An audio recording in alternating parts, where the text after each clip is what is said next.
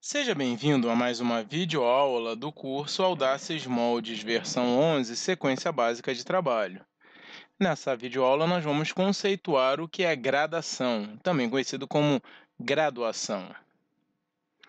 O objetivo, como eu já disse, compreender o que é a gradação, de onde vêm os valores de gradação, e quais os tipos de gradação existente e também como fazer a gradação no CAD. Mais importante do que só aprender como fazer a gradação no CAD é entender esses conceitos que são básicos e teóricos.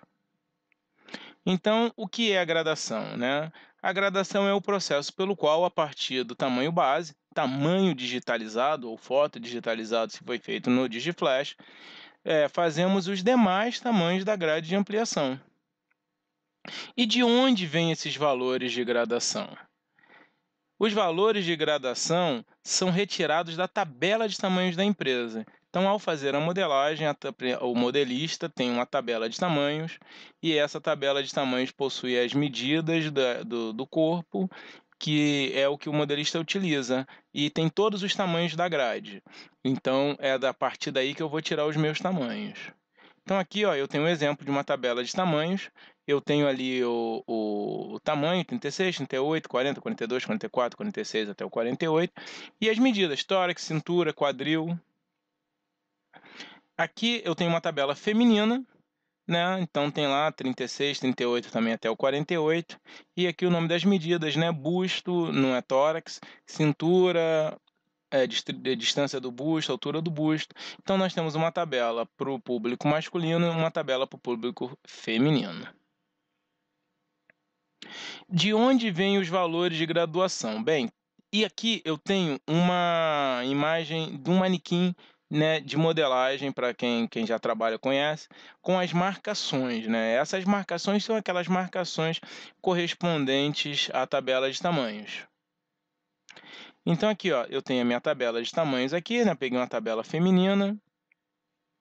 Eu tenho as três principais medidas do corpo humano: busto, cintura e quadril. Nós podemos perceber aqui, observando na tabela, que essas medidas crescem de um tamanho para o outro de 4 em 4 centímetros. Olha aqui, ó. O busto do 36 é 80, o do 38 é 84, o do 40 é 88, o do 44 92 e assim sucessivamente. Cintura, 60 no 36, 64 no 38, 68 no 40 e assim por diante. O quadril também vai estar ali aumentando de 4 em 4 centímetros. Isso vale tanto para o masculino quanto para o feminino. Então, olha aqui, ó, tomando como base as medidas principais do corpo, né, busto, cintura e quadril, nós podemos fazer a extração das medidas da graduação. Não, Marcelo, não estou entendendo. Calma, você vai entender. O que vai acontecer? Se eu tenho que a cintura, o busto e o quadril são circunferências, elas circulam o corpo, né? Então tem aqui, ó, o busto é 88, o quadril é 68 e a cintura é 68 e o quadril é 98. Quando eu pego isso, né, dividimos a circunferência ao meio, fazemos semicircunferências. Por que ao meio? Porque uma semicircunferência para frente, uma semicircunferência para as costas. Não é isso? Se ela está dando a volta em torno de toda a minha cintura, de todo o meu busto, de todo o meu quadril, significa dizer que metade dessa circunferência, metade dessa volta é referente à frente e a outra metade é referente às costas. Sendo assim, como sabemos que de um tamanho para o outro, as circunferências principais crescem 4 centímetros, temos que vão ser 2 centímetros para frente e 2 centímetros para as costas. Então aqui, ó, o meu busto na parte da frente tem 2 centímetros, cresce 2 centímetros, na parte das costas cresce 2 centímetros. Isso já começa a me dar uma ideia de como eu vou trabalhar com a gradação, né, desses valores. Então, ó, sabemos que os moldes são construídos, tomamos como base as medidas do corpo. Então, agora a gente pode definir a nossa gradação. Então, aqui, ó, o que eu tenho aqui é a minha camisa. Então, a minha camisa ela cobre essa área do corpo. Tá vendo? Ó, fazer de novo. Então, isso aí é como se eu tivesse o molde ali da camisa sobre sobre o meu manequim. Então tá aqui, ó, o molde da camisa, o molde da frente. Ali eu tenho o busto, a cintura e o quadril, tá vendo? Então, ó, como já vimos que as circunferências principais crescem 4 centímetros, sendo que 2 centímetros para frente, dessa forma, meia frente, que é o que nós temos ali, a gente só trabalha, quando nós trabalhamos com a modelagem, a gente trabalha com metade da frente e metade das costas, ou seja, um quarto da modelagem. Então, se eu tenho ali metade da frente, significa dizer que vai crescer 1 centímetro. Mas vai crescer 1 centímetro aonde? No busto, na cintura e no quadril, certo? Olha aqui, ó. Eu tenho ali os 2 centímetros para cada lado, eu tenho aqui a frente, então aqui no busto, na cintura e no quadril, que forma toda essa lateral, eles vão crescer 1 centímetro e também vou crescer 1 centímetro no comprimento. Essa gradação do comprimento, em alguns casos pode até variar, mas essa aí da lateral você segue essa teoria da circunferência, né, e do crescimento de 4 em 4 centímetros, você chega a esse 1 centímetro. Em alguns casos, alguns modelistas trabalham com mais de 1 centímetro, 1,5 centímetros. Por quê? É como se o tamanho M ele correspondesse ao 40 e o 42, que na verdade é o que acontece.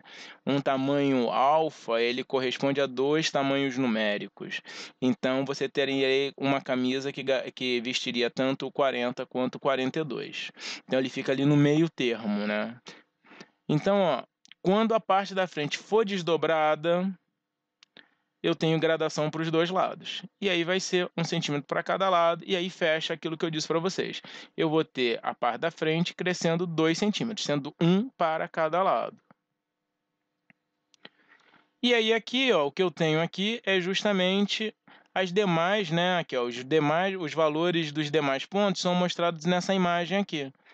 E é tirado da mesma forma. Eu vou pegar lá, vou estudar a minha tabela, vou ver quanto cresce e vou fazer a distribuição.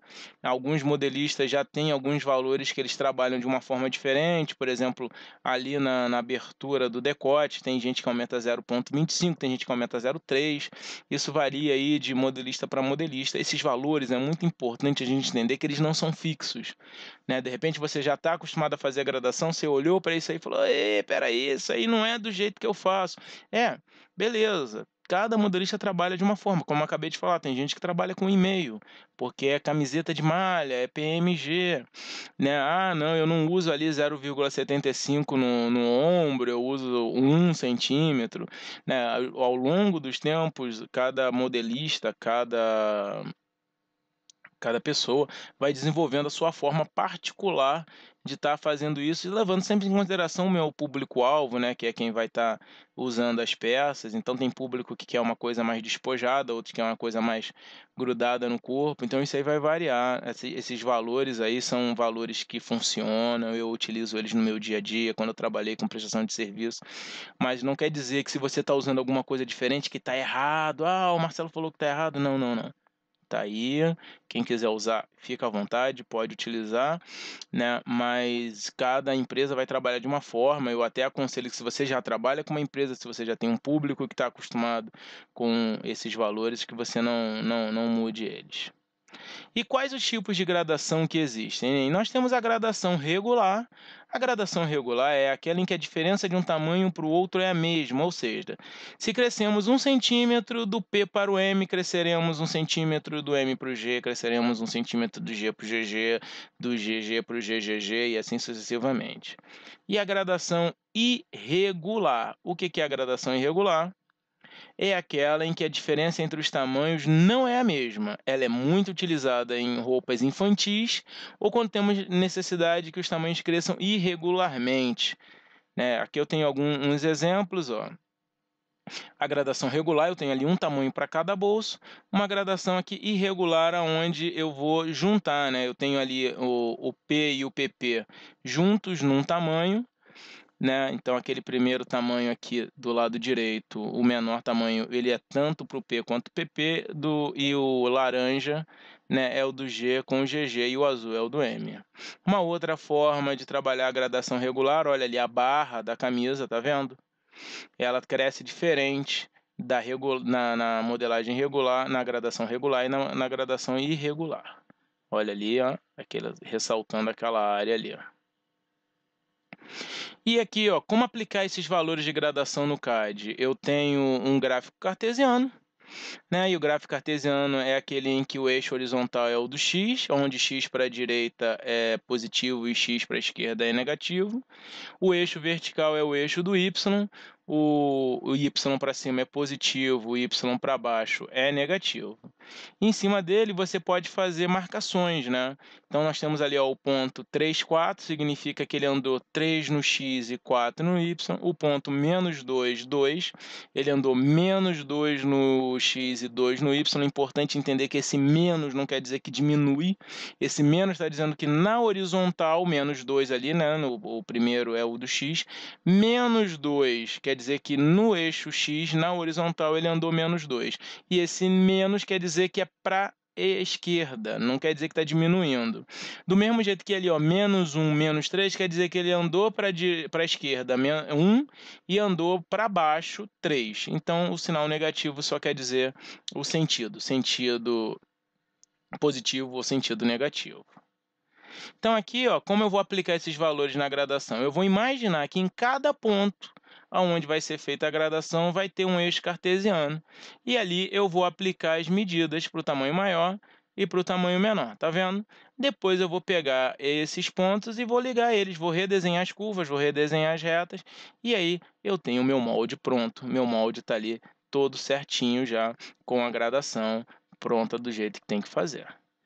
Bem, como nós vimos, né, é um sistema de gradação baseado numa tabela de tamanhos, onde no CAD nós vamos utilizar x e y, apesar que no Audacity vocês vão ver na próxima aula que a gente não precisa preocupar tanto agora com esse negócio de x e y. A Audacity tem uma ferramenta de gradação muito boa que vai deixar a gente mais tranquilo para fazer isso. Mas isso aí é assunto para a nossa próxima videoaula. Espero que vocês tenham gostado dessa videoaula e não se esqueçam, melhor do que só fazer é aprender a fazer.